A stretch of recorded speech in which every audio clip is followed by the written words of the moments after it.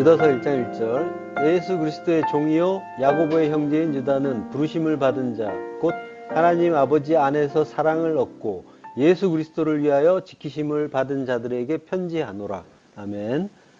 원어중심 성경 강의 유다서 편 두 번째 시간입니다. 클레토스, 부르심을 받은 자라는 제목으로 말씀을 나누겠습니다.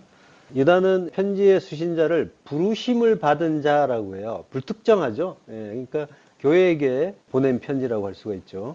그 부르심을 받은 자를 또 뭐라고 의미를 부여를 하냐면 하나님 아버지 안에서 사랑을 얻고 예수 그리스도를 위하여 지키심을 받은 자라고 유다가 설명을 해줘요. 부르심을 받은 자는 클레토스라고 합니다. 오늘의 주제어죠. 부름을 받은 이란 말인데 호라는 정관사가 붙으면서 부르심을 받은 자라고 하는 거죠. 클레토스는 칼레오라는 단어에서 이제 유래를 한 거예요. 칼레오는 부르다, 이름 짓다, 초대하다 이런 의미죠. 자, 그 칼레오에서 교회를 뜻하는 에클레시아가 이제 나왔죠. 에크라는 접두사와 그리고 칼레오가 합쳐져서 에클레시아, 불러낸 자들이 되는 거죠. 그러니까 에클레시아라는 거는 불러낸 자들이라는 의미인 거예요. 직접적으로는 그들을 교회라고 지금 부르고 있는 거죠.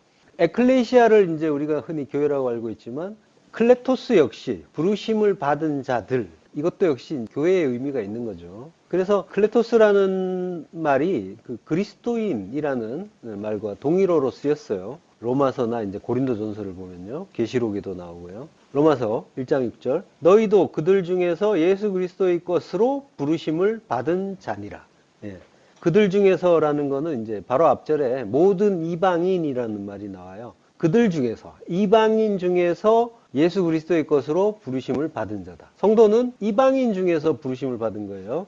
이방인 중에서 부르심을 받은 자들이 교회인 거죠. 그러니까 이방인이란 말은 에드노스라고 해요. 에드노스는 민족, 백성, 그리고 이방인, 이제 이런 뜻으로 쓰여요.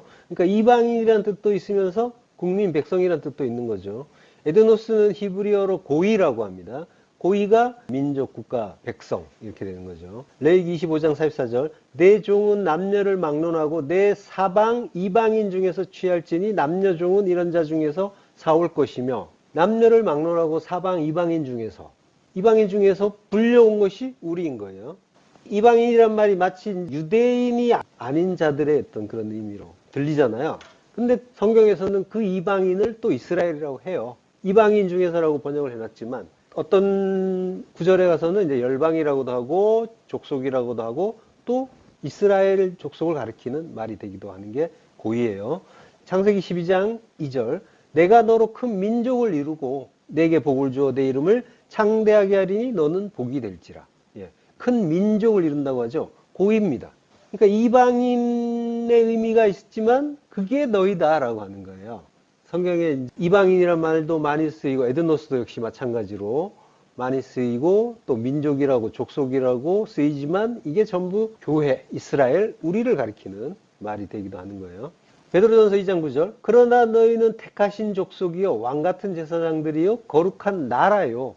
나라, 에드노스죠. 이방인이라고 했었는데 이게 나라가 된다고 하는 거죠. 나라, 하나님 나라인 거죠. 택하신 족속이라고 하는데 게노스 에클렉토스라고 해요. 게노스가 이제 자손이에요. 종족, 족속. 택하신이란 뜻은 이제 에클렉토스라고 하는데요. 고르고 골랐다는 거예요. 고르고 골라서 고른 게 너희다. 너희가 그렇게 선택된 족속이다 라고 하는 거죠.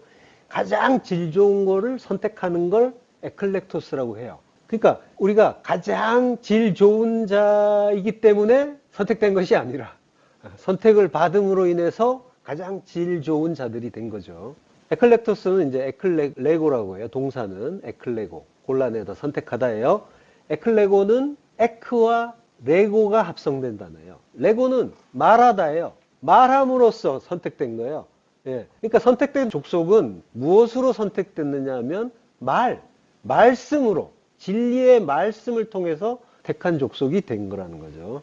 우리가 대화를 어떤 사람과 해보면은 정확하지는 않아도 어느 정도는 이 사람은 진리를 안다, 모른다 이런 것들이 이제 알 수가 있죠. 어느 정도. 말은 마음에서부터 나와요. 그 말을 들으면 그 마음이 어떠한지를 아는 거죠. 한 마음인가, 두 마음인가, 하나님 마음인가, 자기 마음인가. 그러니까 한 마음이 돼야 그 하나님이 통치하시는 나라가 되겠죠. 거룩한 나라다라고 하는 거는 우리가 이제 거룩하기 때문에 그 하나님 나라가 되는 것이 아니라 거룩하신 하나님과 하나 되임으로써 거룩한 나라가 되는 거죠. 그 거룩은 우리가 보탤 수 있는 것이 아니란 말이죠. 그래서 완전하게 온전하게 거룩한 나라가 되려면 우리는 삭제가 돼야 되는 거죠. 그래야 거룩한 나라가 되는 거죠. 그래야 하나님이 통치하시는 나라가 되는 거죠. 나도 좀 통치하고 싶다 이렇게 내 생각이 섞인다면 그 하나님을 간섭하는 거고 양립할 수가 없는 나라가 되는 거죠. 머리가 둘이 되는 나라고. 하나님은 선하신 하나님이시죠. 그분이 통치하시는 그 한마음, 그 한마음을 내가 이제 받는 거죠. 내 마음이 그 한마음, 선하신 한마음을 받게 되고, 그러므로써 나는 하나님의 선하신 한마음, 그 사랑이 나를 통치하고 지배하고 다스리는 나라가 되는 거죠. 그것이 또 우리에게서 또 발산이 되는 거고요. 왕 같은 제사장이라고 하는데 바실레이오스 히에라티마라고 해요. 왕의 제사장이라고 하는 거죠. 거룩한 나라, 에드노스, 하기오스. 하기오스, 거룩한, 그리고 신에게 바친 이런 뜻이에요. 거룩한 거는 신에게 바쳐졌다는 거예요.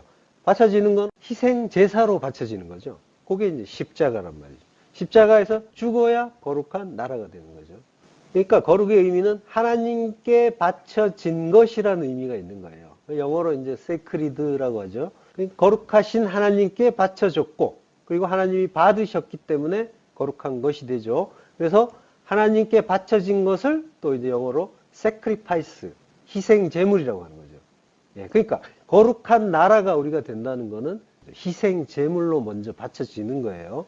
십자가에서 희생 제물로 바쳐져서 죽으면 그가 하나님 나라, 거룩한 나라가 되는 거죠. 그러니까 십자가에서 죽지 않았으면서 거룩한 나라가 되기를 꿈꿔서는 안 되는 거죠. 죽지 않은 자는 거룩하지도 않고 하나님 나라도 아닌 거죠. 그러니까 하나님 나라는 십자가를 통과한 자들의 나라인 거예요. 죽고 부활한 자들의 나라. 어떻게 천국을 가느냐라는 질문을 하죠. 천국은 그러나 내가 가는 것이 아니라 하나님이 그 나라를 가지고 오시는 거고, 그분이 내 안에 오시면 그것이 하나님 나라가 되는 거죠. 나라이신 그리스도가 내 안에 오시는 거죠. 그래서 그 나라와 내가, 그리스도와 내가 십자가에서 하나 되어 죽으면 그러면 나는 없고, 이제는 그리스도께서 나로 사시고 내가 그리스도로 살아서 그리스도 안에서 부활의 새 생명으로 살게 되는 거죠. 요걸 신이라고 하는 거예요. 요한복음 10장 35절. 성경은 패하지 못하나니 하나님의 말씀을 받은 사람들을 신이라 하셨거든 이라고 해요. 말씀을 받은 자들을 신이라고 하는 거죠. 이 말씀을 또 오해해가지고 내가 하나님 말씀을 받았다, 그래서 나도 신이다, 이렇게 주장한, 그래서 이단으로 간 분들도 이제 많이 있는데, 예. 하나님의 그 말씀을 받았다라는 말은 기노마이예요. 성경에서 지금 하나님 말씀을 받았다 할 때는 을이 되니까 대격으로 받은 거죠. 목적격. 번역을 잘못한 거예요, 사실은. 하나님 말씀은 대격으로 지금 이제 번역을 해놨는데, 하나님 말씀은 주격이에요, 원문에서는. 예. 그러니까 대격으로 받게 되면 사람이 주체가 되어버려요. 내가 그거 받았어, 이렇게 되어버리는 거예요. 내가 하나님 말씀을 받았어. 그러니까 이게 이제 사람이 높아지는 방향으로 가버린단 말이에요. 인본주의 섞인 이제 해석이 되는 거죠. 원문에서는 하나님 말씀이가 되는 거예요. 하나님 말씀이 주체가 되어서 기노마이, 만든다, 생겨난다 라고 하는 거죠. 그러니까 하나님 말씀이 주체가 되어서 모든 걸 이루어 가신다라는 걸, 이걸 이제 우리가 성경의 대원칙으로 분명하게 붙잡고 가야 되는 거죠. 이걸 붙잡지 않으면 이제 이런 식으로 이렇게 왔다 갔다 하게 되는 거예요. 말씀이 객체가 되어버렸잖아요. 예. 그러니까 하나님 말씀이 기노마이, 예, 만든 자들, 말씀이 어떤 작용을 해서 사람을 어떤 상태로 만들어가는 거죠. 어떤 상태로 만든다고 했죠? 데오스, 신으로 만든다는 거죠. 하나님으로, 하나님 상태로 만든다는 거죠. 이걸 이제 푸뉴마티코스라고 한다고 했잖아요. 신령한 자. 고린도전서 15장 46절. 그러나 먼저는 신령한 사람이 아니요 육의 사람이요 그 다음에 신령한 사람이니라. 예, 푸뉴마티코스. 육의 사람을 거쳤지만 그 다음에 하나님의 은혜로 하나님의 영이 임하시고, 그래서 하나님의 영은 푸뉴마, 푸뉴마는 말씀이라고 했잖아요. 거룩하고 온전한 순전한 말씀, 하나님의 말씀이란 말이에요. 하나님의 말씀이 그리스도시고 그리스도의 영이신 성령이신 거죠. 그분에 의해서 이제 우리가 푸뉴마티코스. 말씀의 사람이 되는 거예요. 영적인 사람, 말씀의 사람, 진리의 사람이 되는 거죠. 그게 아니면은 푸시키코스라고 하는 거죠. 푸뉴마티코스나 푸시키코스나 뒤에 보면 이코스라는 전미사가 붙죠. 이코스. 이게 이제 어디에 속한다라고 하는 거예요. 그러니까 푸뉴마에 속하면 푸뉴마티코스, 영에 속하면 영의 사람이 되는 거죠. 육에 속하면 푸시키코스, 육에 속한 자가 되는 거죠. 그러니까 성령에 속한 자, 신령한 자, 그가 신이다, 하나님이다 하는 거죠. 거룩한 나라, 에드노스 하기오스라고 하는 거죠. 자, 그의 소유된 백성이다라고 하죠. 라오스 백성이고요. 에이스 페리포이에시스라고 해요. 페리포이에시스는 소유, 얻는 것이란 말이에요. 에이스는 안이라고 했죠.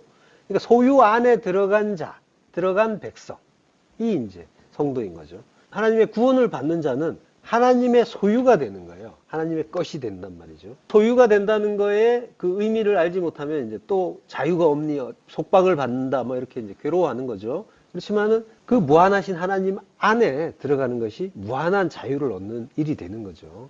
예, 속박이 없는, 구속이 없는, 오히려. 자유롭다라고 하는 건 고작 내 안에서 자유로운 거란 말이죠. 나의 그 두 마음 안에서. 예, 근데 그건 사실은 구속받고 있는 거죠. 심하게 속박을 받고 있는 갇힌 상태인 거죠. 오히려 하나님의 소유가 된다는 건 그 좁은 나에게서 풀려나서 무한하신 하나님께 들어가는 거니까 엄청나게 넓은 자유 속으로 들어가는 게 되는 거죠. 이게 이제 우리가 진리를 통해서 그 자유에 이를 수가 있다는 거죠. 진리는 항상 십자가라고 했잖아요. 십자가의 그 죽음으로, 나의 삭제로. 그러니까 계속 이제 그 이야기를 성경은 하고 있는 거죠. 예레미야서 31장 33절. 그러나 그날 후에 내가 이스라엘 집과 맺을 언약은 이러하니 곧 내가 나의 법을 그들의 속에 두며 그들의 마음에 기록하여 나는 그들의 하나님이 되고 그들은 내 백성이 될 것이라. 여호와의 말씀이니라. 예. 나는 그들의 하나님이 되고 그들은 내 백성이 될 것이다. 이게 이제 부르심을 받은 자들이 하나님의 소유가 되는 그 일을 언약으로 하나님이 우리에게 주신 거죠. 주시는 방식이 나의 법을 그들의 속에 주고 우리 안에, 우리 마음에, 그 마음에 기록해 둔다라고 하는 거죠. 새겨준다는 거죠. 그러니까 법이라는 거는 말씀이잖아요. 말씀을 우리 안에 신비에 새겨주신다고 하는 거예요. 이 말씀, 이 진리의 말씀이 그리스도이신 거고 그 진리의 말씀이 우리 신비의 금강석 철필로 새겨질 때 우리가 하나님이 우리 안에 거하시며 우리를 통치하시는 하나님 나라가 되는 거죠. 그러면 우리 안이 하나님이 거하시는 거룩한 성전이 되는 거죠. 에스겔서 37장 27절 내 처소가 그들 가운데 있을 것이며 나는 그들의 하나님이 되고 그들은 내 백성이 되리라. 예. 하나님이 우리 안에 계신 것이 내가 하나님을 갖는 거면서 하나님이 나를 소유하시는 일인 거고 그럼으로써 하나님의 언약이 이루어지는 거죠. 나는 그들의 하나님이 되고 그들은 내 백성이 된다. 이게 언약이잖아요. 자, 하나님이 아브라함에게 본토 친척 아비집을 떠나서 가나안 땅으로 가라라고 하시죠. 요걸 이제 히브리서 기자가 부르심을 받은 일이다라고 적어요. 히브리서 11장 8절. 믿음으로 아브라함은 부르심을 받았을 때에 순종하여 장래의 유업으로 받을 땅에 나아갈새 갈 바를 알지 못하고 나아갔으며. 예, 믿음으로 아브라함은 부르심을 받았다고 해요. 부르심을 받은 것이 이게 부르심을 받은 성도들의 전형이 되는 거죠. 믿음의 조상이니까. 그래서 자기가 살던 곳, 우리가 머무는 이 세상에서 본토 친척 아비집을 떠나서 그거 아무것도 아닌 것. 그리고 그것은 이제 하나님이 진리를 알라고 교육의 재료로 주신 거라는 걸 알고 집착해서 떠나는 것. 요게 이제 본토 친척 아비집을 떠나는 일인 거예요. 예, 여기에서 이제 믿음이라는 말이 나오죠. 믿음으로 아브라함 부르심을 받았다라고 하는데 여기 이제 좀 애매하게 번역이 되어 있는 거예요. 믿음으로라고 하니까 마치 아브라함의 믿음같이도 들리잖아요. 아브라함이 믿음으로, 물론 이제 믿음이 없지만 하나님이 그렇게 인정해 주실 수도 있어요. 그렇지만은 정확한 번역은 믿음은 피스티스죠. 피스티스. 여기에서 이제 역격으로 쓰였어요. 역격으로 쓰일 때 해석은 물론 의로라는 그런 번역도 가능해요. 행위를 이루는 데 사용되는 수단이나 방법, 도구로 사용될 때 역격으로 표현해서 뭐뭇으로, 뭐뭇을 가지고 이렇게 해석을 하기도 해요. 근데 이제 역격의 기본적인 해석은 뭐뭐에게예요. 뭐뭐에게. 그러면 이제 믿음으로 아브라함은 부르심을 받았을 때를 다시 해석하면 믿음에게 아브라함이 부르심을 받았을 때가 되는 거죠. 예, 믿음이 완전히 이제 주체가 되어버리는 거죠. 믿음에게 받은 거예요. 부르심을. 그러니까 성도는 믿음에게. 믿음은 그리스도의 믿음이신 거죠. 그 믿음이 우리를 부르는 거란 말이에요. 하나님의 믿음이면서 그리스도의 믿음. 지금 믿음이라는 건 아까 하나님이 언약하신 그거. 나는 너희의 하나님이 되고 너희는 내 백성이 되리라. 이 언약이 하나님의 소망인 거고 그 소망이 믿음인 거고 그 믿음이 하나님은 전지전능하신 분이기 때문에 반드시 성취가 되는 거죠. 자, 믿음에게 아브라함이 부르심을 받아요. 자, 그러면 이제 좀 더 의미가 분명해지는 거죠. 그러니까 믿음으로라고 하면 이제 이게 아브라함의 믿음이 되어버리는 수가 있단 말이죠. 자칫하면 그렇게 믿게 된단 말이에요. 그래서 믿음을 우리가 어떻게 해서든지 가져보려고 애를 쓰는데 믿음에게라고 하면은 이제 좀 더 그 의미가 쉬워지고 그리고 그 믿음에 의지를 할 수가 있게 되는 거죠. 역사적으로 보더라도 아브라함이 갈대아 우르를 떠날 때 아브라함은 믿음이 없었잖아요. 그러니까 믿음에게라고 읽을 수 있으면은 그러면 이제 모순도 없고 우리의 성경 원칙에도 잘 들어맞는 거죠. 그러면 이제 또 궁금해하는 분들이 이런 질문을 가질 수는 있어요. 믿음에게라고 하면 이제 믿음이 의인화됐잖아요. 추상적인 어떤 감정이나 이런 것들이 마치 사람처럼 쓰인 걸 이제 의인법이라고 하죠. 의인화하는 것이 무리스럽지 않느냐라고 하는데 전혀 그렇지 않은 게 이제 성경에서는 이런 표현이 있어요. 낯설지가 않은 거죠. 잠언 7장 4절에 보면요. 지혜에게 너는 내 누이라. 명철에게 너는 내 친족이라 하라. 그죠? 의인법이 쓰였죠. 지혜를 내 누이라고 하고 명철을 내 친족이라고 하고. 예. 여기는 오히려 더 분명합니다. 잠언 8장 12절. 나 지혜는 명철로 주소를 삼으며 지식과 근신을 찾아 얻나니. 예. 지혜가 말을 해요. 이 지혜라는 건 이제 호쿠마죠. 이런 식으로 물론 이제 지혜는 그리스도시죠. 호쿠마는 그리스도로 이해할 수가 있죠. 믿음 역시 그리스도시고 그리고 믿음에게 아브라함을 부르심을 받았을 때라고 하는데 뭐뭐 할 때라는 그런 의미는 없어요. 피스티스 칼레오 아브라함이에요. 요거는 이제 믿음에게 부르심을 받은 아브라함이 이렇게 이제 해석이 되는 거예요. 아브라함이 이제 주격으로 쓰였어요. 아브라함이 순종해서 나아가는 거죠. 믿음에게 순종해서 나아가는데 여기에 이제 중간에 뭐 장래 유업을 받을 땅에 나아갈 때 갈 바를 알지 못하고 나아갔다라고 하죠. 이게 이제 성경을 읽을 때 조금 이제 이해하기 어려운 게 뭐냐면 이 수식하는 말들이 많을 때 조금 어려운 경우들이 있어요. 그럴 때는 동사만 먼저 확인을 하세요. 목적어나 이제 관용어 또 꾸며주는 말들을 이제 빼버리고 그러면은 아브라함이 순종하여 나아갔으며 이렇게 되죠. 예, 그렇게 먼저 이해하고 난 다음에 차차 이렇게 꾸며주는 말들을 보면은 이해가 쉽습니다. 자, 순종하여 나아갔다라고 하는데 순종한다는 말은 휘파쿠오예요. 휘파쿠오는 휘포라는 전치사하고 아쿠오, 듣다라는 말이죠. 그 말이 이제 합쳐진 말이에요. 그래서 순종한다는 뜻인데 말을 듣다라는 뜻이에요. 히브리어에서도 샤마라고 하죠. 듣다, 순종하다라는 뜻이란 말이에요. 이게 우리말에도 비슷하죠. 내 말 들어라 라고 하면은 뭐예요? 내 말을 따르라는 의미가 있죠. 순종의 의미가 있단 말이에요. 그러니까 들으면 듣고 잊어버리는 것이 아니라 듣고 따르라고 하는 거예요. 다 진리에서 나온 말이죠. 그래서 히파코란 말에는 또 이제 응답하다 이런 뜻도 있어요. 듣고 따르지 않으면은 듣는다고 해도 그 말을 무슨 뜻인지 이해가 안 된다는 그런 의미인 거죠. 귀머거리인 거죠. 들어도 무슨 뜻인지 모르니까 순종할 수가 없는 거죠. 자, 그리고 아브라함이 나아갔다라고 해요. 엑셀코마이라고 해요. 나아가다. 나아가다라고 했는데 요거는 이제 X라는 전치사. 영어의 X하고 똑같아요. 발음이. 그리고 엘코마이, 가다. 밖으로 가다는 얘기죠. X가 이제 뭐뭐로부터 바깥으로 이제 향하는 그런 이제 의미가 있단 말이죠. 그러니까 바벨론에서 밖으로, 애굽에서 밖으로 나오는 게 구원이에요. 나에게서 빠져나오고. 그러니까 밖으로 나오도록 밖으로 부르심을 받은 자, 그들이 교회고 성도인 거죠. 에클레시아, 불러낸 자들이라고 했잖아요. 에크, 밖으로 칼레오, 불러내다. 그 부르심을 듣는 거예요. 이사야서 51장 2절.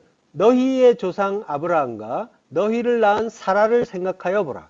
아브라함이 혼자 있을 때 내가 그를 부르고 그에게 복을 주어 창성하게 하였느니라.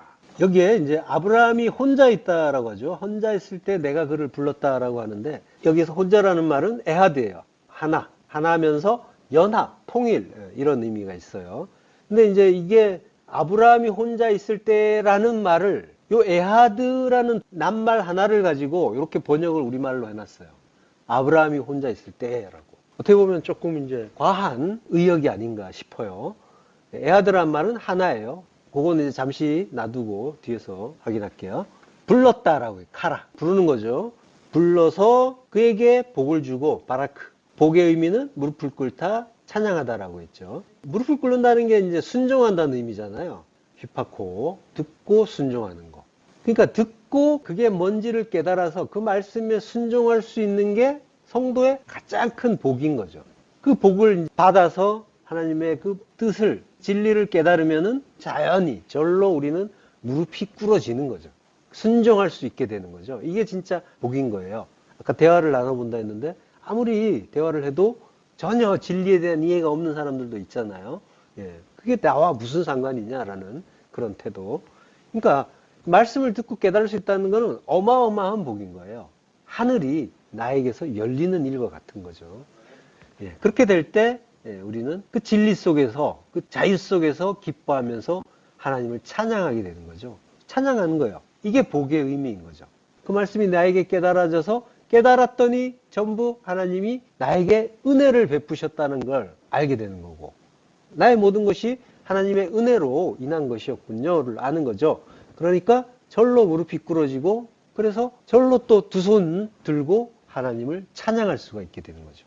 하나님 감사합니다. 잘하셨어요. 찬양은 또 칭찬이라고 했잖아요. 하나님 잘하셨어요. 저를 그렇게 두들겨 두셔서, 두들겨 패서 이렇게 이만큼이나마 사람 만들어줘서 감사합니다. 이제 일로 가는 거죠. 그리고 창성하게 했다. 라바. 열매를 많이 맺는 거죠. 그게 라바. 생육하고 번성하라고 할 때 생육, 파라, 그리고 번성하다, 라바예요. 창성한다는 것은 열매를 맺고 그것이 참 많아지는 것. 그리스도께서 하시는 일인 거죠. 자, 앞부분에 보면은 너희의 조상 아브라함과 너희를 낳은 사라를 생각하여 보라라고 해요.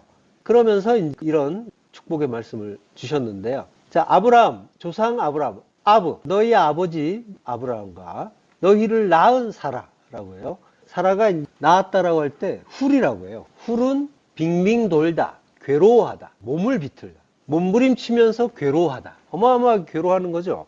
예, 이게 어떨 때 이럴까요? 이게 해산의 고통을 겪을 때 이런 모습을 볼 수가 있는 거죠. 그러니까 훌은 해산의 고통을 표현하는 단어인 거예요. 그러니까 너희를 낳은 사라를 생각하여 보라라고 하는 거는 너희를 그 해산의 고통 끝에 낳은 사라가 해산의 고통을 겪으면서 이스라엘을 낳았다라고 하는 거죠. 자, 이게 사라에게 해당되는 것만이 아니에요. 우리에게 해당되는 거란 말이에요. 우리에게도. 우리가 역시 해산의 고통을 겪으면서 이스라엘을 낳는 거죠. 내가 이스라엘로 나아지는 거죠. 사라가 경수가 끊겼었잖아요. 그러니까 완전히 불가능한 상태에서, 우리가 죄인 중에 괴수였죠. 그래서 전혀 생명을 잉태할 수 없는 자였단 말이죠. 그 상태에서 이스라엘을 낳는 거예요. 불가능한 자리에서 구원을 얻는 거란 말이죠. 자, 사라라는 말은 왕비, 귀부인, 이런 의미가 있어요. 근데 이스라엘이라는 말 속에 사라가 들어있어요. 이스라엘은 엘과 사라가 보태진 말이에요. 여기에서 사라의 뜻은 다투다 라는 뜻이에요. 이스라엘이라는 이름을 어떻게 얻었습니까? 야곱이 야복강에서 하나님의 사자와 다투죠. 그래서 환도뼈가 위골되면서 얻은 이름이 이스라엘인 거죠. 그러니까 그 해산의 고통을 겪으면서 낳은 것이, 다투면서 해산의 고통을 겪으면서 낳은 것이 이스라엘이다라고 하는 거예요. 자, 그들을 생각하여 보라라고 했는데 이게 이제 나바테예요. 그들을 보라라는 뜻이에요. 이게 보라는 거예요. 창세기 15장 5절에 보면 그를 이끌고 밖으로 나가 이르시되 하늘로 무뼈를 셀 수 있나 보라 할 때 나바트. 생각하여 보라가 아니에요. 그냥 보라예요. 보고 그것이 뭔지 깨달으라는 거죠. 또 그에게 이르시되 내 자손이 이와 같으리라 라고 한단 말이죠. 자, 보라, 나바트. 이끌고 밖으로 나가 이르시되라는 건 전에도 말씀드렸지만은 이게 한 문장이 아니라 두 문장이라고 했죠. 그를 밖으로 이끌어 내셨다. 그리고 말씀하셨다라고 하는 거죠. 밖으로 이끌어낸다라는 말이 야차예요. 야차는 이끌어내는 것이 구원이죠. 열매 맺는 열매 나무에게서 열매가 나오는 것. 요걸 이제 야차라고 한다고 했잖아요. 나온다. 그리고 채소풀이 나오고. 우리가 땅에서 나오는 거예요. 갈대아 우르에서, 애굽에서, 바벨론에서, 소돔에서 나오는 거예요. 에클레시아. 밖으로 나온단 말이에요. 부르심을 받고 그래서 밖으로 나오는 거죠. 이것이 구원인 거죠. 그렇게 불러내서 말씀하시는 거예요. 하나님이. 하늘 우러러 무뼈를 셀 수 있나 보라. 하늘 우러러 보라. 그리고 말씀을 세라 라는 뜻이에요. 이게 이제 세다라는 말은 사파르예요. 사파르는 자세히 말하다는 뜻이에요. 그러니까 별을 보고 그 의미가 뭔지 알아? 그걸 한번 말해봐 라고 하시는 거죠. 그 의미를 알아보라. 내 자손이 이와 같아. 내 자손이 이렇게 많을 것이야 라는 것이 아니라, 자손은 제라라고 했죠. 제라는 씨는 그리스도라고 했잖아요. 너의 그리스도가 이와 같으리라. 이같이 생육하고 번성할 거다라고 하시는 거죠. 파라라바. 예.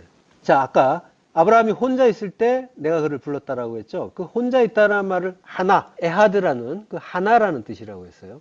에하드라는 말은 하나면서 연합, 통일 이런 뜻인데요. 이 하나는 의역이 이제 좀 많이 된 것 같다고 했는데, 오히려 아브라함이 아니라 자손, 제라, 그리스도, 그 그리스도와 통일을 이루는 하나, 연합과 통일을 이루는 하나, 그런 의미가 있는 거예요.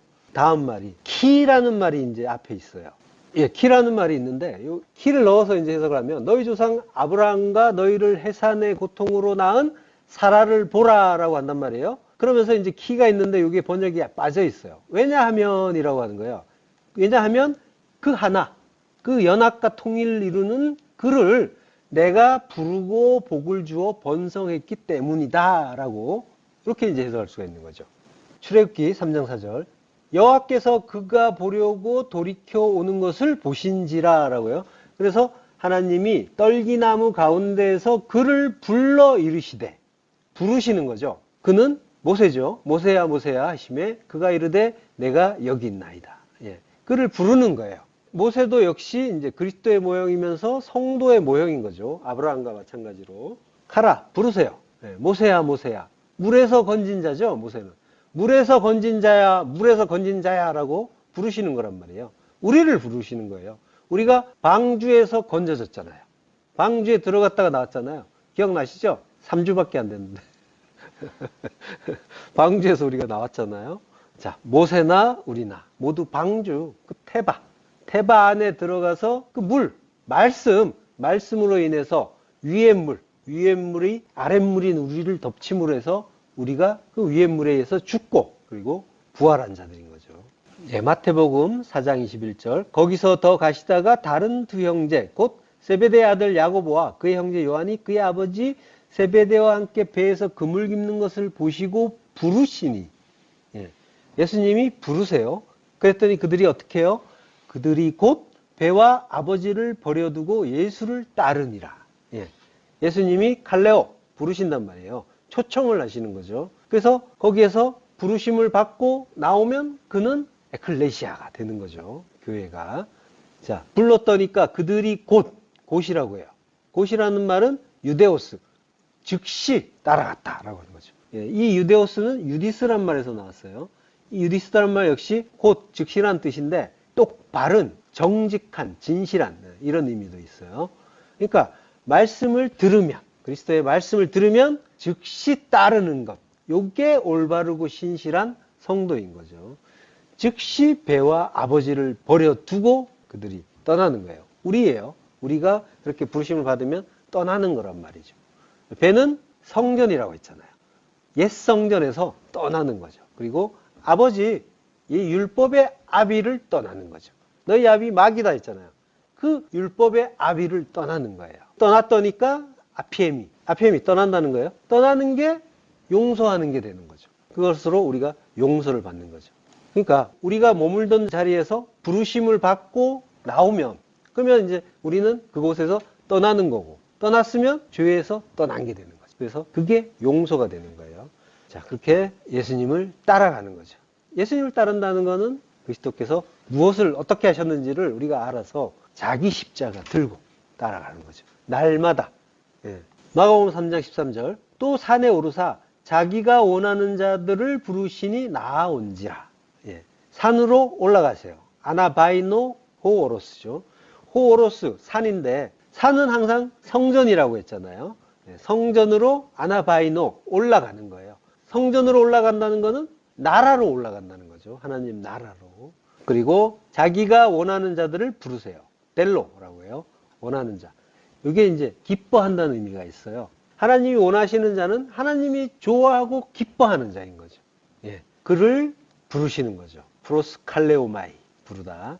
여기도 역시 프로스와 칼레오가 합쳐진 말이에요. 자, 그들이 부르니까 초청을 했죠. 예. 불러냈어요. 그랬더니 에클레시아는 이제 우리가 나오는 형태인 거고, 지금 이제 프로스 칼레오마이는 하나님이 불러내시는 거죠. 내 앞으로 이제 나오라고, 나를 향해서. 그랬더니까 나와요. 아페르코마이라고 해요. 그 예수님을 향해서, 프로스, 향해서 나오는데, 아페르코마이라는 말은 뭐냐면은 떠나간다는 말이에요. 그러니까 예수님을 떠난다는 게 아니라 예수님을 향해서 우리가 이곳에서 떠나가는 거예요. 이게 본문은 나온다고 했지만은 원문은 떠나간다라고 표현을 하고 있단 말이에요. 예. 근데 이게 이제 구원의 모습이란 말이에요. 부르심을 받은 자는 이 세상에서 떠나는 거죠. 본토 친척 아비집을 떠나가는 거예요. 떠나서 어디로 가냐면 예수님을 향해서 프로스 아우토스, 그를 향하여 가는 거죠. 근데 이제 우리가 부르심을 받은 것 같은데, 받기는 받은 것 같은데, 근데 못 떠난 분들 있죠. 잘 보면은 떠나기가 좀 어려운 분들 있잖아요. 여전히 이제 나에 머물고, 여전히 걱정, 근심이 있고, 못 떠난 거죠. 가족도 걱정되고, 자녀들, 배우자, 친척, 부모님 걱정되고, 또 하던 사업도 걱정되고, 그래서 거기에서 마음이 떠나야 되는데, 완전히 집어치우라는 얘기가 아니에요. 집착해서. 그것의 가치를 알고 그 집착해서 떠나는 거죠. 그게 떠나는 거란 말이에요.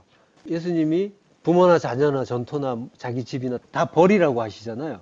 예, 그런 말씀과 같은 건데, 이걸 이제 표면적으로 보고 오해하게 되면은 정말로 재산 다 정리해가지고 갖다 바치기도 하고 막 이렇게 떠나는 분들도 있단 말이죠. 그러니까 떠난다의 의미를 오해하면 안 되는 거죠. 예. 우리의 이제 집착에서 떠나고, 우리가 그것이 왜 우리에게 주어졌는지를 아는 거예요. 알면 떠날 수 있어요. 이것들은 재료라는 걸 아는 거예요. 그렇다고 해서 이것들을 등한시하는 게 아니에요. 더욱더 최선을 다하게 돼요. 하나님의 그 뜻 가운데서 주어진 것들이기 때문에 이것들을 통해서 나에게 어떤 가르침을 주시는가, 날마다. 그래서 더욱더 열심히, 더욱더 성실하게 주신 것들에 대해서 임한단 말이에요. 자녀들에 대해서도 역시 마찬가지, 부모님에 대해서도, 그리고 배우자에 대해서도 마찬가지. 버리는 거예요. 자기의 그 두 마음을 버리고 하나님의 뜻으로만 그들을 보게 되면 더욱더 사랑을 줄 수가 있게 되는 거고, 그리고 그 일에 대해서도 더욱더 열심히 하는 거죠. 모든 일을 주께 하듯 하게 되는 거죠. 나쁜 게 없단 말이죠. 모든 것이 선하단 말이에요. 어쨌든 못 떠나는 이유는 그것이 나의 것이라는 그 마음이 여전히 있는 거고, 그것들이 좋다라고 하는 마음이 남아있는 거예요. 예. 그러니까 여기 이 차 안이 괜찮다고 한다는 건 피안, 건너편이 거기에 대해서 알지 못한다는 의미도 돼요. 그곳에 건너가야 되는데 완전한 그 진리를 알고 여기에서 빠져나와서 그곳으로, 피안으로 넘어가야 되는데, 이제 우리가 그걸 안다고 하면서도 사실은 또 차일, 피일 또 미루기도 한단 말이에요. 거기가 어떤 나라인지 정확하게 모르고, 거기에 계신 나의 아버지가 어떤 분인지 제대로 모르면 이런 현상이 있는 거예요. 그분이 어떤 분인지를 알게 되면, 그러면 이제 그게 나라가 되는 거고, 그래서 하루속히 가고 싶어하는, 기뻐하는 나라가 되는 거죠. 그 자를 하나님이 기뻐하신다고 하는 거예요. 델로. 원하시는 자, 기뻐하시는 자란 말이에요. 그가 부르심을 받는 거예요. 부르심을 받은 자는 기뻐하는 자인 거예요. 그걸 기뻐하고, 그래서 하나님이 또 기뻐하시고, 그게 델로라는 단어 속에 있는 거죠. 그 부르심은 천국의 잔치로 초대되는, 칼레오가 초대하다라는 뜻이라고 했잖아요. 초대를 받는 일이기도 하단 말이죠. 예, 요한계시록 19장 9절 전반부. 천사가 내게 말하기를 기록하라. 어린 양의 혼인잔치에 청함을 받은 자들은 복이 있도다. 예, 복이 있도다. 마카리오스, 복되다. 어린 양의 혼인잔치에 청함을 받은 자들이요. 예, 원문은 이런 식으로 되어 있습니다. 예, 청함을 받은 자들. 칼레오예요, 칼레오. 예, 요게 이제 동분사 수동태로 이제 되어 있는데, 그래서 케클레메노이라고 해요. 복수예요. 그래서 청함을 받은 자들, 그들은 복이 있다라고 하는 거죠. 근데 이제 또 예수님이 말씀하시죠. 청함을 받은 자들은 많은데, 근데 택함을 입은 자는 적다라고 하시죠. 예. 여기서 이제 청함을 받은 자는 클레토스예요. 오늘의 제목, 클레토스. 청함을 받은 자는 많은데 택함을 받은 자가 적다라고 했는데 그 이유가 뭐예요? 아까도 말씀드렸지만 마태복음 22장 5절 조금 위쪽에 그 이유가 나와 있죠. 그들이 돌아보지도 않고 한 사람은 자기 밭으로, 한 사람은 자기 사업하러 가고 그 남은 자들은 종들을 잡아 모욕하고 죽이니. 이러느라고 청함을 받아도 그 잔치에 참여하지 못하는 거죠. 돌아보지 않는다는 말은 아멜레오예요. 아멜레오는 소홀히 한다라는 말인데 요 말이 이제 70인 역본에 가면은 마라라는 단어의 역어로 쓰여요. 마라라는 단어는 반역하다, 다투기 좋아하다. 예, 이런 말이에요. 반역하는 거죠. 하나님의 그 말씀에 순종하지 못하는 것, 요걸 이제 반역이라고 할 수가 있는 거고요. 그리고 밭으로 가고, 예, 일하러 가고, 또 장사, 사업하러 가고, 엠포리아라고 해요. 엠포리아는 이제 장사, 상업인데, 우리가 이제 계속 장사하잖아요. 계속 좋고 나쁜 걸 따지죠. 어느 게 더 값어치가 있는가를 따지는 거예요, 나에게. 어느 게 더 선인가라고 하는 거는 가치를 매겨서 나에게 더욱더 선인 것이 나에게 더 가치 있는 게 되는 거죠. 선악의 판단을 하는 것이 이게 사업하는 거예요. 장사하는 거예요. 그래서 그들을 그 왕이 다 진멸하고, 그리고 말씀하시죠. 마태복음 22장 9절, 내 거리 길에 가서 사람을 만나는 대로 혼인잔치에 청하여 오라 라고 이제 말씀하는 거죠. 내 거리에 가서 디엑소도스라고 해요. 여기가 이제 출구 입구인데 여기 이제 내거리 길이라고 번역이 돼 있어요. 내거리 길은 아닌 거죠. 출구 입구예요. 디엑소도스는 이제 디아라는 전치사와 엑소도스라는 말이 이제 합쳐진 거예요. 엑소도스라는 거는 떠난다는 거죠. 빠져나온다. 출애굽을 엑소도스라고 하죠. 출애굽기를 엑소도스. 그리고 이 엑소도스란 말은 또 사라짐, 종말, 죽음 이런 의미도 있어요. 종말. 변화산에서 예수님이 별세에 대해서 이제 말씀하신다라고 하잖아요. 이때 쓰인 말이 엑소도스잖아요. 애국, 그 세상에서 나가는 것. 예수님이 그걸 이제 가르쳐 주시는 거죠. 내거리 길이라고 할 때 호 디엑소도스, 호도스라고 해요. 호도스가 이제 길인데 애굽에서 그 세상에서 빠져나오는 곳, 그게 이제 엑소도스고 디엑소도스도 그러한 곳인 거죠. 거기에서 사람들을 데려오는 거예요. 그렇게 불러왔는데 거기에서 또 예복을 입지 않은 자가 또 있죠. 그래서 그 사람은 어두운 곳으로 쫓겨나죠. 결혼 예복은 뭐예요? 결혼 예복은 그리스도죠. 그리스도로 옷 입었느냐. 이게 의의 흰옷이 되는 거죠. 그게 천국 잔치의 그 참여 조건이 되는 거예요. 근데 그거를 이제 우리가 만들어 입는 것이 아니라, 그러니까 내가 입으려고 그걸 찾겠다고 하면은 그건 영영 못 찾는 거고, 그 옷은 주시는 걸 그대로 은혜로 감사로 받은 자들이 입게 되는 거죠. 창세기 3장 21절, 여호와 하나님이 아담과 그의 아내를 위하여 가죽옷을 지어 입히시니라.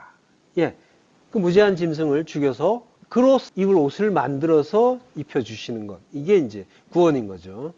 이사야서 64장 6절, 무릇 우리는 다 부정한 자 같아서 우리의 의는 다 더러운 옷 같으며 우리는 다 잎사귀같이 시들므로 우리의 죄악이 바람같이 우리를 몰아가나이다.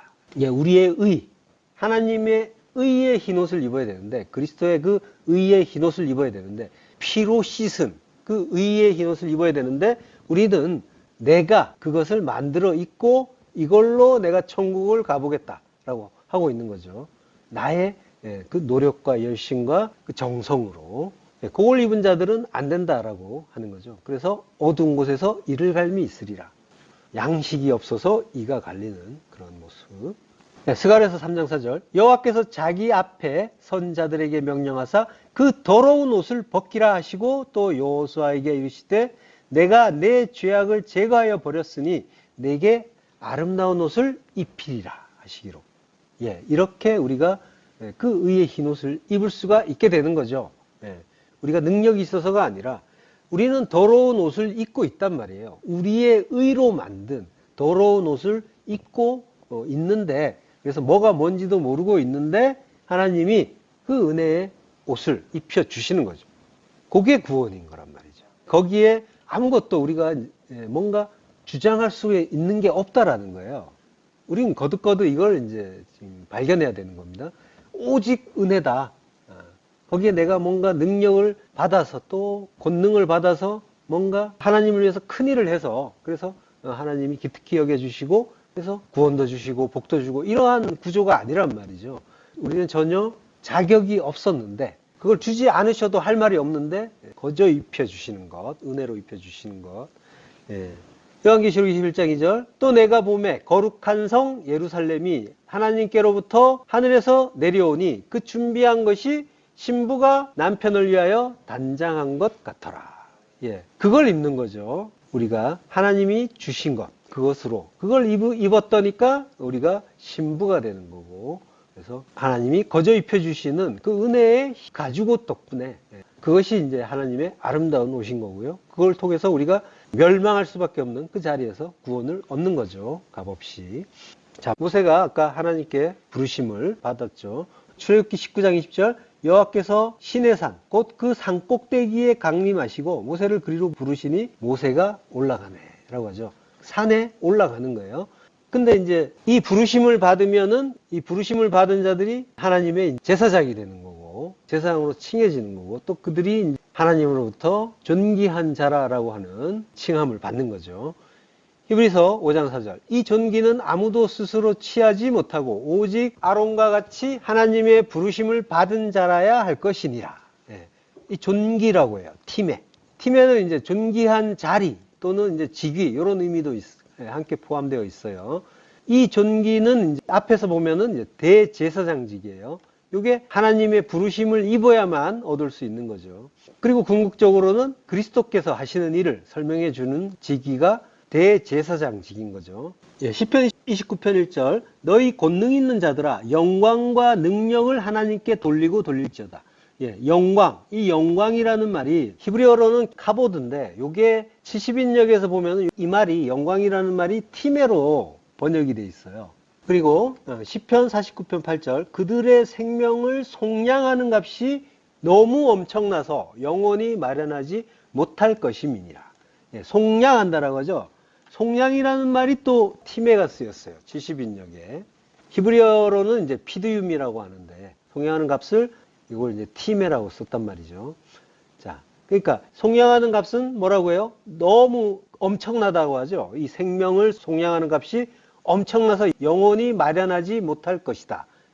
이게 예수님이 1만 달란트 빚진 자 비유로 가르쳐 주셨잖아요. 그러니까 우리가 뭔가 대가를 치러서 얻을 수 있는 게 아니라는 거예요. 그 티메가 영광이고 또 속량, 속전 이런 의미로 쓰였단 말이에요. 그러니까 이 존귀라는 거는 의미가 뭐예요?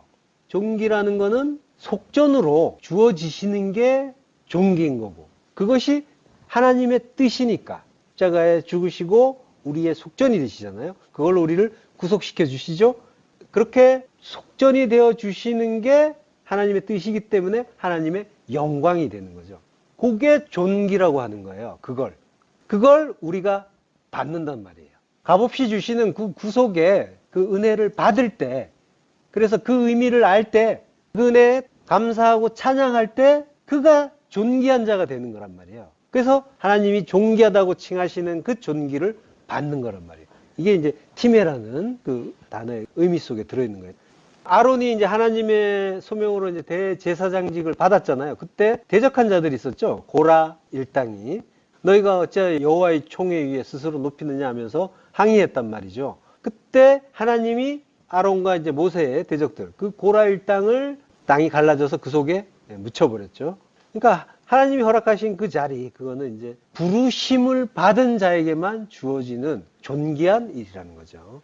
부르심을 받지 않으면 스스로 취할 수 있는 게 절대로 아니다라고 하는 거예요. 그 일이 이제 예수님이 오셨을 때도 나타나죠.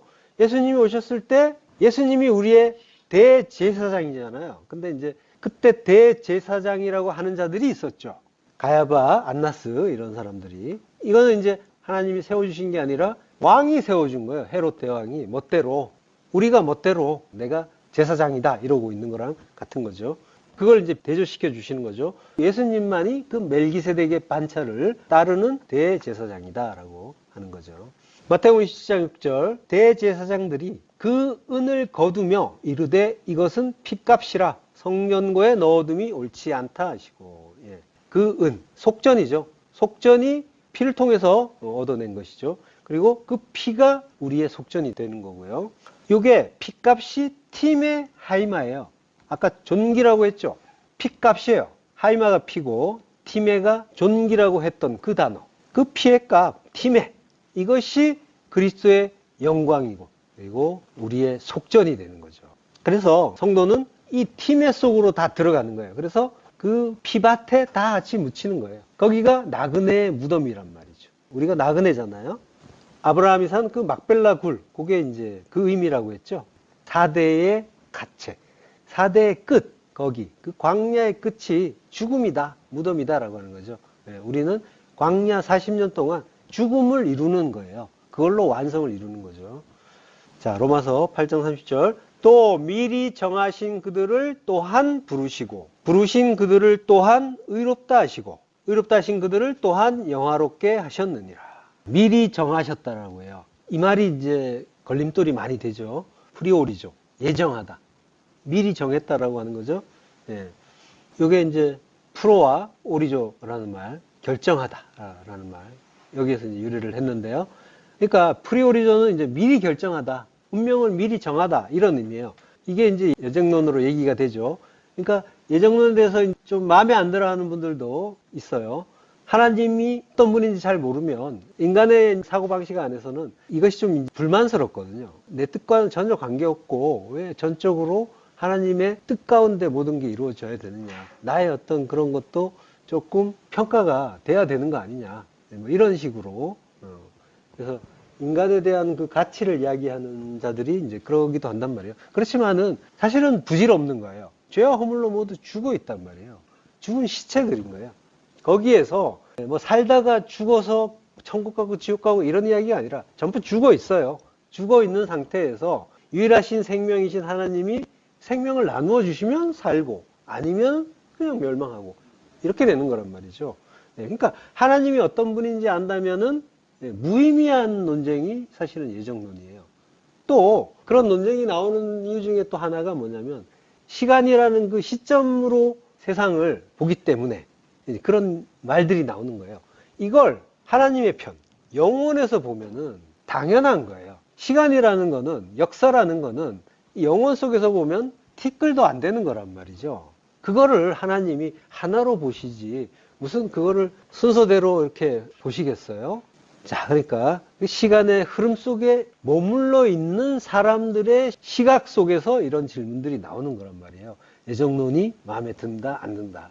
그러니까 이제 기독교인들도 이런 이야기를 한다면은 좀 더 하나님에 대해서 생각을 좀 더 해보셔야 되는 거죠. 그리고 영혼에 대해서도. 그리고 또 우리가 쉽게 하는 오해가 또 뭐냐면은 하나님이 태초에 천지를 창조하셨어요. 그거는 이해를 해요. 모든 기독교인이. 근데 하나님이 천지를 창조는 하셨지만 그 천지에서 역사를 이루어가는 건 인간이다라는 그런 의식이 아직도 이제 많이 남아있단 말이죠. 그 역사를 인간이 만들어 간다라고 이제 생각을 하는 거예요. 그러니까 하나님의 뜻을 완전히 잊어버린 거죠. 그걸 이해 못하는 자들은 이 세상이나 역사에 하나님의 뜻이 아예 없기를 바래요, 또. 그죠? 관계 없기를 바래요. 나중에 이제 모든 거를 어떻게 되든 간에 일단은 하나님과 무관하게 자기들이 주체적으로 끌어갈 수 있기를 바라는 그런 경향도 있단 말이죠. 근데 이제 그 역사를 인간의 인생과 대입해서 보셔도 돼요. 똑같아요. 우리에게 똑같이 해당되는 이야기란 말이죠. 각자에게. 자, 어느 순간 보면은 내 뜻만 있고 하나님의 뜻은 온데간데 없는 때가 많잖아요. 그리고 하나님이 이거는 좀 상관없을 것 같고 신경 안 쓰실 것 같고 또는 간섭하지 않으셨으면 좋겠고 이런 것들이 있단 말이에요. 온전하게 내 뜻만 발현될 때가 있잖아요. 그게 똑같은 거예요. 모든 인간들의 속성이란 말이죠. 죄인들의 속성인 거죠. 잠언 16장 9절. 사람이 마음으로 자기의 길을 계획할지라도 그의 걸음을 인도하시는 이는 여호와시니라. 예. 자기의 길, 데레크, 길이에요. 계획한다. 하샤브라고 해요. 생각한다, 계획한다, 판단한다, 계산한다는 뜻도 있고요. 그러나 걸음을 인도하시는 이는 걸음, 차드, 인도하시는 이는 인도는 이제 쿤이라고 합니다. 확고하다, 고정되다 이런 의미예요. 이거는 이제 조금 뒤에 설명을 더 하기로 하고요. 잠언 16장 33절을 보면 제비는 사람이 뽑으나 모든 일을 작정하기는 여호와께 있느니라. 예, 비슷한 의미죠. 제비는 이제 고랄이라고 해요. 제비를 뽑는다라는 말은 이제 툴이라고 해요. 던진다는 거예요. 제비를 이제 던진다는 거예요. 여기에서 이제 빠진 단어가 있어요. 이게 뭐냐면은 헤크라는 단어가 빠졌어요. 배 헤크라고 하는데 배라는 전치사도 있어요. 그러니까 이 헤크라는 말이 가슴, 내부 이런 말이란 말이에요. 이 배를 넣어서 보면은 내 가슴대로, 내 마음대로 이런 의미예요. 예. 그리고 이 헤크란 말이 또 이제 우묵한 곳, 뭐 이제 이런 의미도 있어요. 그러니까 옷이 겹쳐지면서 형성되는 움푹 파인 곳 이런 의미도 있단 말이에요. 이게 뭘 가리키는 말이냐면 제사장들이 에봇을 입잖아요. 요 가슴 이야기를 하고 있는 거예요. 그러면 제비를 뽑는다라는 거는 던진다라고 했죠. 제비를 던진단 말이에요. 그럼 뭘 던지냐면 돌을 던지는 거예요. 돌을 던지는데 우리가 주사위를 던지듯이 여기에서 이제 가슴이란 말이 빠져 있다고 했죠. 번역이 어려우니까 뺐어요. 근데 이게 지금 제사장들이 하나님의 뜻을 묻기 위해서 이 가슴에 있는 두 가지 돌이 있죠. 두 돌. 우림과 둠밈이라고 하죠. 예, 그걸 이제 꺼내는 그 이야기를 하는 거예요. 그 에봇 안에. 그러니까 하나님의 뜻을 이제 분별하려고 하는 그걸 이제 이야기하는 거죠. 우림이라는 거는 이제 그 우르에서 온 말이에요. 불꽃이라는 말인데, 요게 오르, 빛나다 이런 뜻인데, 오르에서 온 말이 오르, 빛이에요. 태초에 하나님이 빛이 있으라고 하실 때, 그 빛, 태초의 빛, 그게 이제 오르란 말이에요. 그 빛을 상징하는 게 우림이에요. 그리고 둠밈이 있죠. 둠밈은 완전, 성실, 완전함 이제 이런 의미예요. 이게 툼밈인데 톰에서 온 말이에요. 같은 의미예요. 완전함, 무결, 성실. 톰은 탐함이라는 단어에서 유래를 했어요. 탐함은 완성하다, 끝마치다 이런 말이에요. 시편 104편 35절에 보면요. 죄인들을 땅에서 소멸하시며 악인들을 다시 잊지 못하게 하시리로다. 내 영혼아 여호와를 송축하라. 할렐루야. 예. 땅에서 소멸한다고 하죠. 이게 탐함이에요. 자, 그러니까 완성한다는 말이 소멸한다는 의미로 쓰인단 말이에요. 그러니까 이 완성과 멸망은 같이 가는 거예요. 무트 타무트라고 했잖아요. 무트라는 말이 탐함과 같은 글자들이 있단 말이죠. mem과 타우. 요거는 타우와 mem. 예, 톰이 그렇죠. 예. 자, 예레미야서 24장 10절에 보면 내가 칼과 기근과 전염병을 그들 가운데 보내 그들이 내가 그들과 그들의 조상들에게 준 땅에서 멸절하기까지 이르게 하리라 하시니라. 예. 이스라엘이 광야 40년을 돌면서 다 죽죠. 멸절하는 거죠. 예. 광야에서 이스라엘이 멸망하는 거예요. 멸절하는 거예요.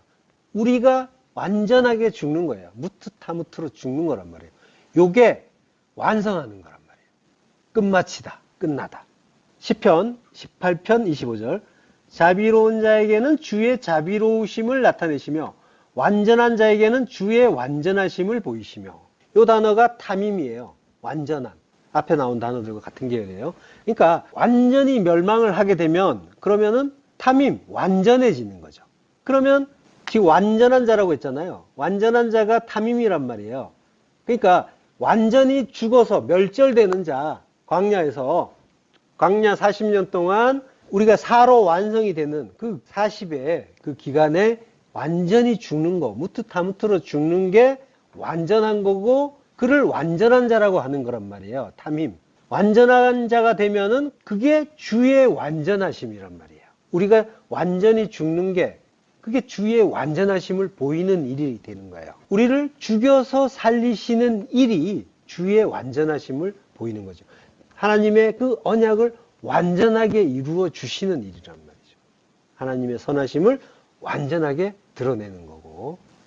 자, 잠언 16장 33절 제비는 사람이 뽑으나 모든 일을 작정하기는 여호와께 있느니라. 예. 모든 일을 작정한다라고 해요. 콜 미시파트 모든 공의, 재판, 심판. 예. 모든 것은 모든 심판은 어디에? 하나님께 여호와께 있다라고 하는 거죠. 제비를 사람이 뽑으나라고 하는 거죠. 예, 아까 그 이야기를 좀 더 쉽게 보여주는 것이죠. 자, 그러니까 콜 미시파트라고 했잖아요. 모든 재판, 모든 판결이란 말이에요. 출애굽기 28장 3절에 보면요. 너는 우림과 둠밈을 판결 흉패 안에 넣어 아론이 여호와 앞에 들어갈 때 그의 가슴에 붙이게 하라. 자, 그 앞에서 한 이야기들이 이해 쉽게 할 수 있게 다 나와 있죠. 예, 호셴 미시파트란 말이에요. 판결 흉패. 예. 아까 잠언서에서 모든 일을 작정하는 것은 콜 미시파트라고 했죠. 그러니까 뭐 콜 미시파트는 모든 판결이란 말이에요. 그 판결 흉패, 그걸 우림과 둠밈을 붙이는 거죠. 여기서 가슴에 붙이라고 하는데 이건 레브예요. 레브는 마음이에요. 아까는 가슴이라는 그런 단어를 썼는데 지금은 마음이라고 쓰고 있단 말이에요. 그러니까 그게 같은 이야기라는 거예요. 가슴에 붙이는 게 마음에 붙이는 거다라고 하는 거죠. 자, 그러니까 가슴에 착용한 그 에봇 안에 가슴에 품은 생각대로, 요거는 그러니까 마음대로라는 의미인 거죠. 자, 그래서 잠언 16장 9절을 다시 한번 볼게요. 마음으로 자기의 길을 계획할지라도 그의 걸음을 인도하시는 이는 여호와시니라 라고 했는데, 자, 사람의 마음이 뭔가 그의 길을 생각하고 계획하고 이렇게 보이잖아요. 사람이 자기의 앞날을 위해서 뭔가를 계획하지만 하나님이 도와주셔야 된다, 이렇게 이제 주로 이해하는 구절이죠. 사람이 자기 마음으로 자기의 길을 계획해도 그의 걸음을 인도하시는 이는 여호와시다. 내가 계획을 하지만 하나님이 인도해 주셔야 된다, 이렇게 이해를 한단 말이에요. 조금 더 이제 어릴 때는 또 어쨌든 사람은 계획을 세워야 된다. 그러면 하나님이 인도해 주신다. 그래서 우리가 성취할 수 있다. 이렇게 또 이해하기도 하죠. 그렇지만 이제 계속 말씀드리지만 성경은 생활 이야기 하는 게 아니라고 했어요. 생활 이야기가 아니라 구원에 대한 이야기를 한다고 했습니다. 그러니까 사람의 어떤 일에 대한 이야기가 전혀 아닌 거예요. 사람의 마음이 그의 길을 생각하고 계획한다라고 할 때 그의 길은 항상 예수의 길이란 말이에요. 예수님의 길, 십자가의 길인 거예요. 자, 이 길을 사람이 어떻게 생각하냐면 이게 내가 하는 이 방식이 예수님을 따라가는 길일 거야 라고 생각을 하는 거예요. 우리가 신앙생활을 하면서 이게 구원의 길일 거야 라고 하는 거죠. 그래서 자기 마음대로 하샤브, 생각하고 계산하고 판단을 내린다는 거죠. 예. 그러면 이제 어떤 일이 나오냐면, 자, 이렇게 하면 하나님이 기뻐하실 거야? 헌금도 잘 내고, 11조도 잘 내고, 내지 말라는 얘기 안 해요. 요걸로 내가 하나님께 그 사랑을 받을 수가 있다라고, 구원을 받을 수 있다라고 오해하는 이야기를 하는 거예요. 그래서 봉사도 열심히 하고, 전도 선교도 잘하면, 그러면 이게 하나님이 잘했다고 칭찬하고 기뻐하시겠지 라고 하는 거죠. 그러면 구원도 주시고 복도 주실 거야. 이게 자기 마음대로 하샤브 생각하고 계산하고 판단하는 그 이야기인 거예요. 그러나 그의 걸음을 인도하시는 이는 여호와시니라 라고 하는데, 이게 아니라, 이것도 이제 번역이 좀 이상해요. 그의 걸음은 확고하다. 그러니까 하나님은 그의 걸음을 인도하신다가 아니라 확고하다, 확립하다. 그 히필형으로 쓰였어요. 사역, 능도형. 확고하게 하신다, 분명하게 하신다라고 하는 거죠. 그의 걸음을. 이게 뭔 얘기냐면 우리가 엉뚱한 생각을 이제 한단 말이에요. 도회 초보 때는 그런 생각들 많이 했잖아요. 그래서 도회 지나는 열심도 내고 막 힘들게, 기쁘게, 힘들지만 기쁘게 열심히 이제 많이 했는데 그게 다른 길이었단 말이에요. 근데 하나님은 그거 아니니까 그 길을, 걸음을 확고하게 다른 길로 가지 못하게 하시고 그 길로만, 예수라는 길로만, 십자가의 길로만 가게 하신다라고 하는 거죠. 예, 이게 하나님의 뜻인 거예요. 그리고 이게 하나님의 은혜인 거죠. 안 그랬으면 우리는 계속 엉뚱한 길 가면서 이게 하나님이 기뻐하실 거야 라고 했을 거예요. 그 은혜가 아직 임하지 못해서 그런 상황에 계신 분들도 있지만, 어쨌든 이제 그거 아니라는 걸 알고, 이 길이 아니라 오직 그리스도, 내 생각대로 가야 되는 게 아니라 예수 그리스도의 그 십자가의 길, 그 길로 가야 되는군요를 이제 분명하게 하는 거죠. 이게 확고하게 되는 거예요. 이게 하나님의 은혜란 말이에요.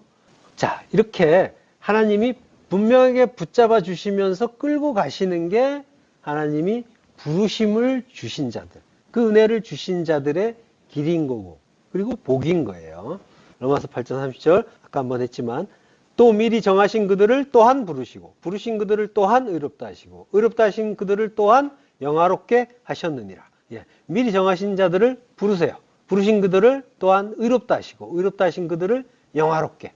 의롭다 하다는 말은 디카요예요. 예, 의롭게 하고 그리고 영화롭게, 독사죠. 찬양하게 하는 거예요. 이게 전부 하나님의 뜻 가운데 일어나는 성도의 그 구원의 서정인 거예요. 이 순서로 가는 거란 말이에요. 부르시고 의롭다 하시고 그리고 영화롭게.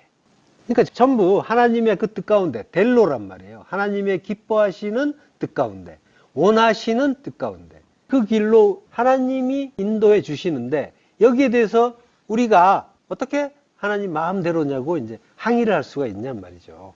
로마서 8장 31절. 그런즉 이 일에 대하여 우리가 무슨 말 하리요? 만일 하나님이 우리를 위하시면 누가 우리를 대적하리요? 예. 누가 우리를 정죄하고 그리스도의 사랑에서 끊을 수 있느냐라고 하는 거죠. 그리고 또 그 부르심을 받아서 하나님이 우리를 위하는 자가 됐다면, 그렇게 된 자라면 또 그가 누구를 비판하고 정죄할 수 있냔 말이죠. 뒤집어 보면 내가 그 은혜를 받은 자라면 받은 자라고 하면서도 우리는 여전히 그랬단 말이에요. 그렇지만은 그 은혜를 제대로 알게 되면은 내가 여전히 옛사람의 모습대로 다른 사람을 판단하고 비판하고 정죄하고 있다면 그러면 뭐예요? 나는 하나님이 위하는 자들을 대적하는 그 자리에 서 있는 거란 말이에요. 기껏 그 마귀의 정죄에서 건져서 아름다운 의의 흰옷 입혀놨는데 그 옷 입고는 자기는 이렇게 깨끗한 옷 입었는데 너는 왜 그 더러운 옷 아직도 입고 있어 하면서 어떻게 손가락질하고 정죄할 수 있냔 말이에요. 어떤 자리에서 은혜를 받으시고 구원을 받았는지를 돌아보시고 그 은혜를 바르게 알아야 되는 거죠.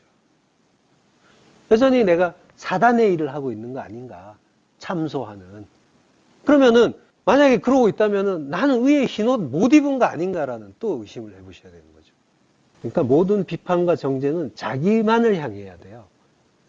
다른 일을 향해서 가는 거는 그거는 마귀의 참소인 거예요. 우리가 이제 진리를 안다고 하고 죄인 중에 괴수다 이런 말을 많이 하잖아요. 죄인 중에 괴수다라고 자기를 분명히 지칭을 했는데 하는 행동은 보면은 죄인 중에 괴수가 아니라 의의 왕이란 말이에요.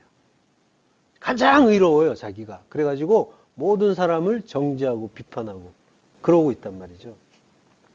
조금만 또 싫은 소리 들으면은 정의의 그 칼을 막 휘두른단 말이죠. 뽑아들고. 죄인 중에 괴수라는 말이 무슨 뜻인지 모르는 건 아니죠. 예. 애초에 내가 죄인 중에 괴수입니다라는 그런 고백을 하지 말던가 했으면은 정말로 죄인 중에 괴수로서 모든 사람을 나보다 낮게 나은 자로 여기면서 그를 위하고 그리고 어떤 말을 하셔도 상관이 없습니다. 그보다 더 심해도 됩니다. 라는 자리로 가게 되는 거죠. 자, 부르심을 받은 자. 그는 곧 하나님 아버지 안에서 사랑을 얻고 예수 그리스도를 위하여 지키심을 받은 자들이다. 라고 유다 사도가 말하죠.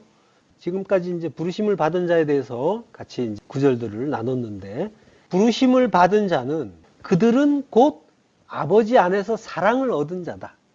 사랑을 얻은 거예요. 그리고 예수 그리스도를 위하여 지키심을 받은 자다라고 하는 거죠. 사랑을 얻었다. 아가파오예요. 아가파오의 수동태겠죠, 당연히. 그리고 분사형. 사랑을 받은 자. 헬라어로 사랑을 받은 자를 성경에서 뭐라고 하냐면요, 아가페토스라고 합니다. 아가파오를 받은 자가 아가페토스. 아가페를 받은 거가 되겠죠. 아가페가 명사니까.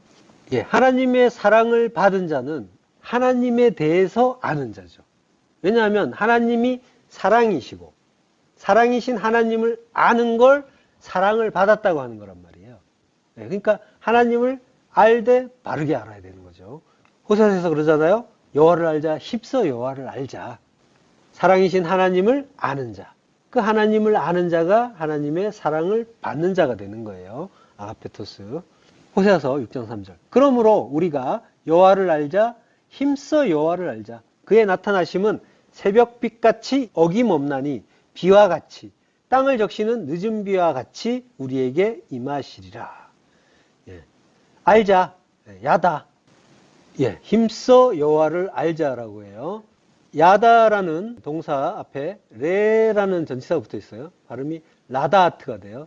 레 전치사는 보통 뭐뭇을 위하여가 되는 거죠. 또는 뭐뭇에게 이렇게 되는데, 그러니까 레 전치사는 붙었으니까 라다아트는 뭐뭇을 알기 위하여라고 되는 거죠. 그러면 이제 뭘 알기 위하냐? 액트 예호와라고 해요. 그러니까 여호와를 알기 위하여 힘쓰자라고 하는 거죠. 힘쓰자는 말은 라다프예요. 쫓아가자라고 하는 거예요. 예.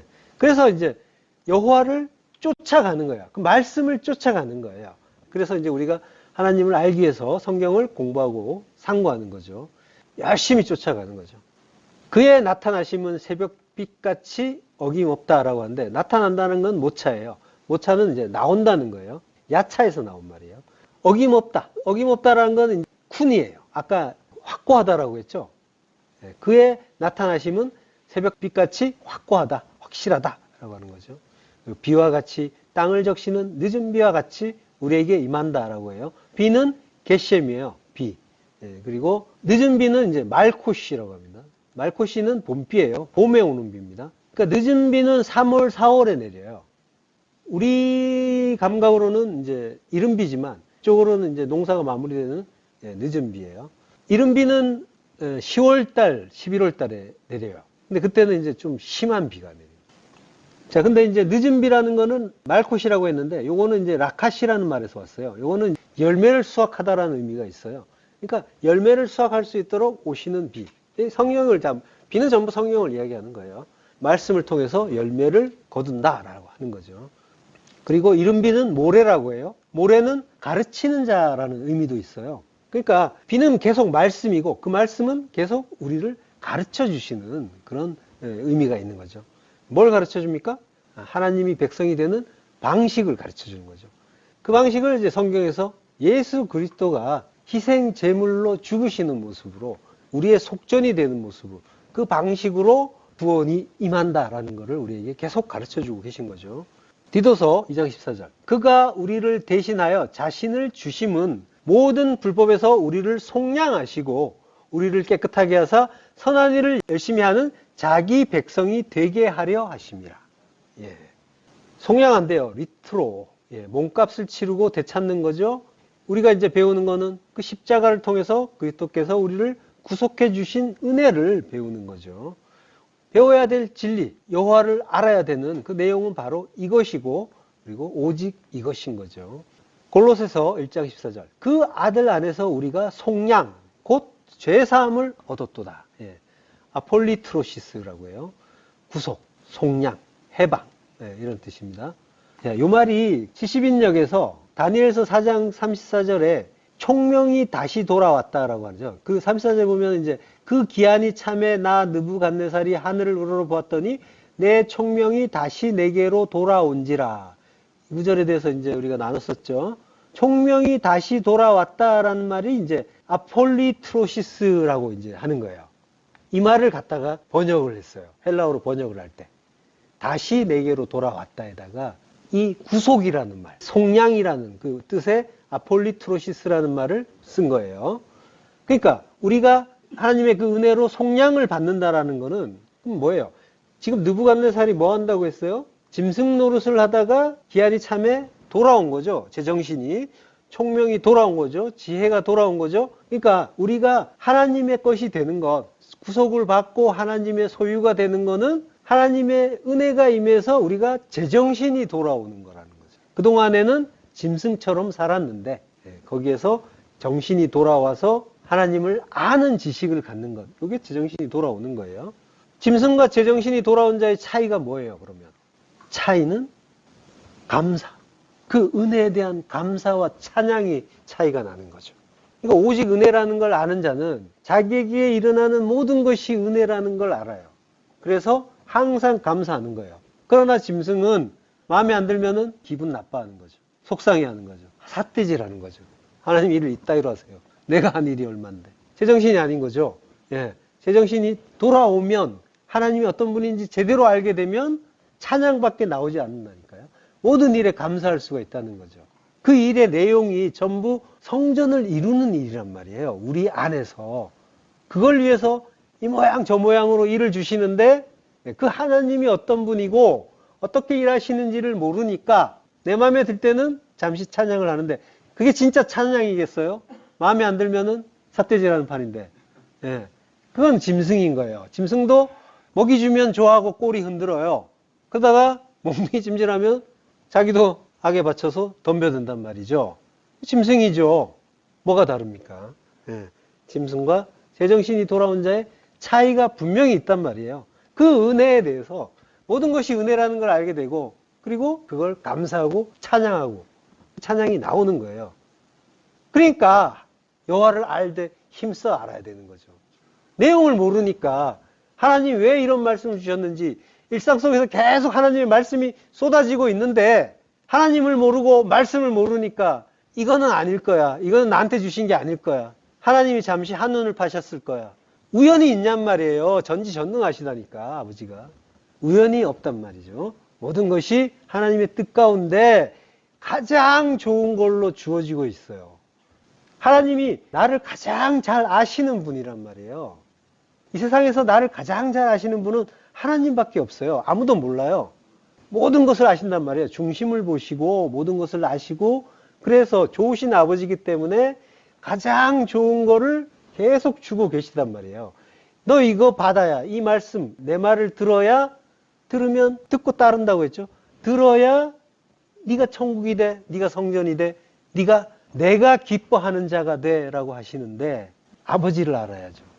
아버지가 무슨 말씀을 하시는지 알아야 되는 거죠. 잘 모르면 감사부터 하세요. 결론이 그거니까.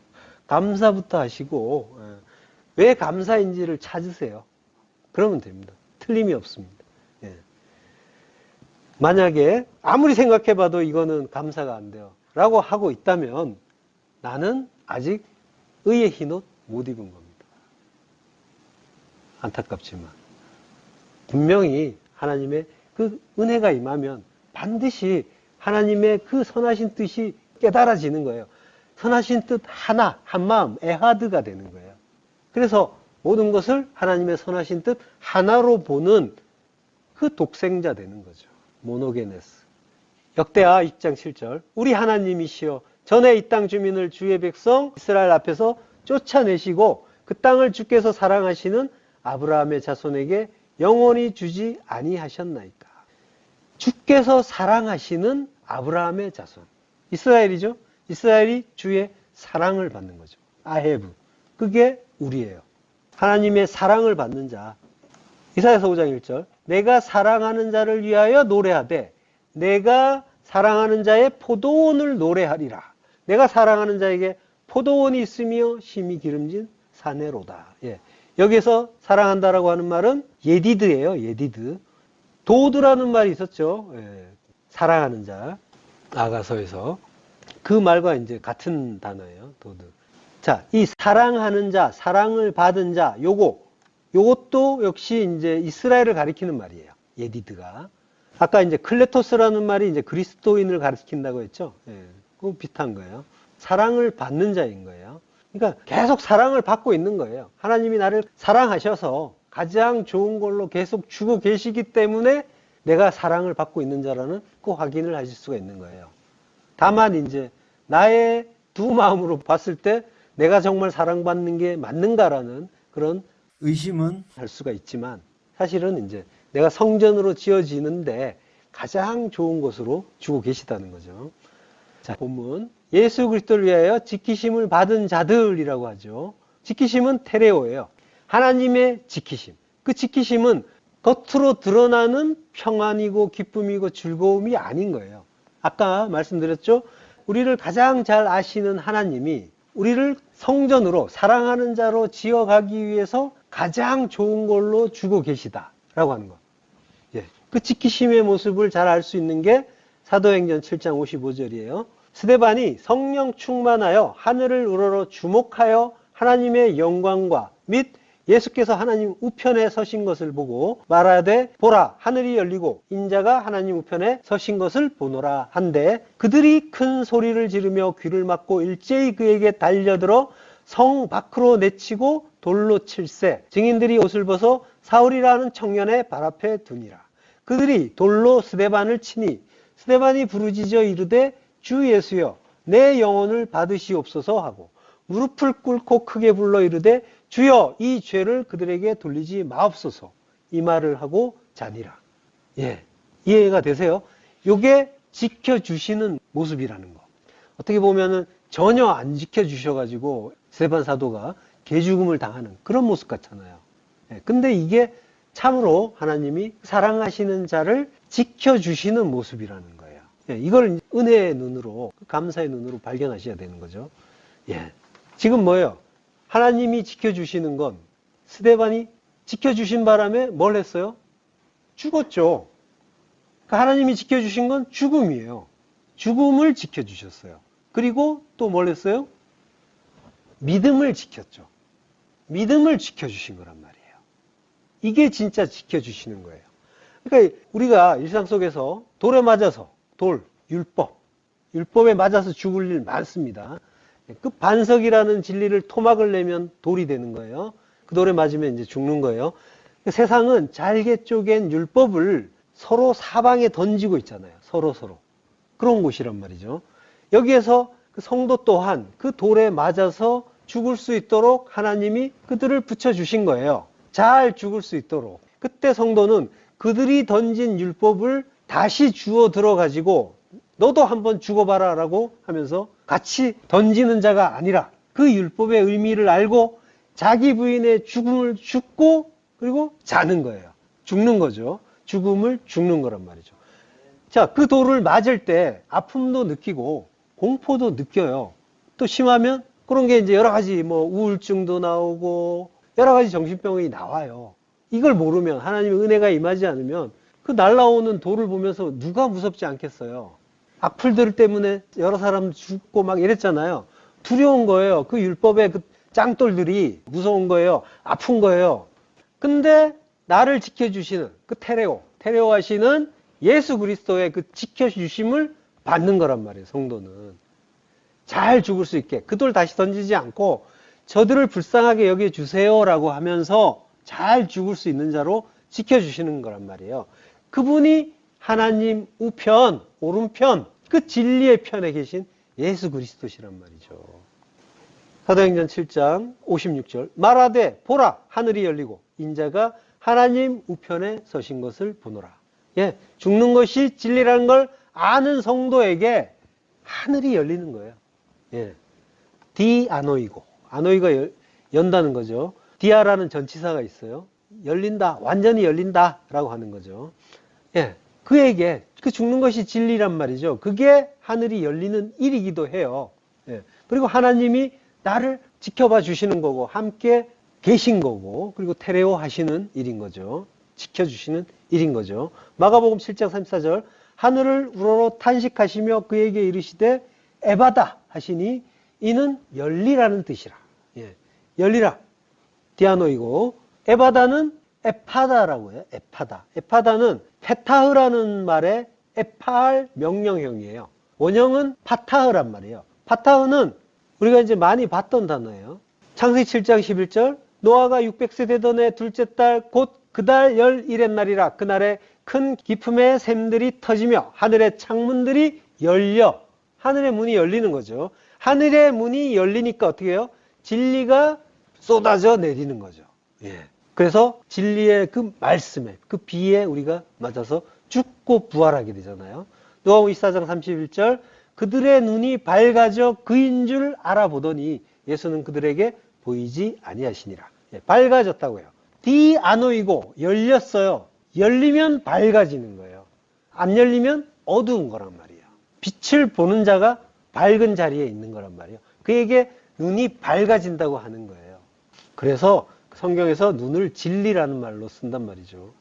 누가복음 24장 32절 그들이 서로 말하되 길에서 우리에게 말씀하시고 우리에게 성경을 풀어주실 때 우리 속에서 마음이 뜨겁지 아니하더냐고. 예, 성경을 풀어주신대요. 디아노이고예요. 열어주시는 거예요. 열어주시면 눈이 열리고 밝아지는 거죠. 그리고 이게 하늘이 열린 게 되는 거고 성도에게는.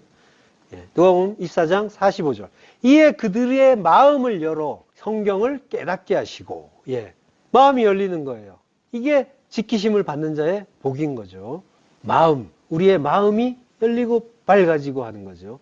하나님의 마음이 되는 거죠. 지키심을 받는 자의 복이 이거란 말이에요. 그러나 그 반대 자들도 있겠죠.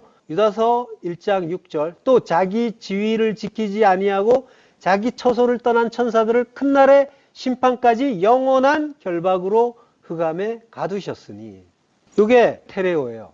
성도는 지키심을 받는데 거꾸로 자기 처소를 떠난 자들, 그 지위를 지키지 않은 자들, 그들은 결박으로 갇혀버리는 거죠. 하나님의 결박을 받는 거예요. 그게 테레오예요.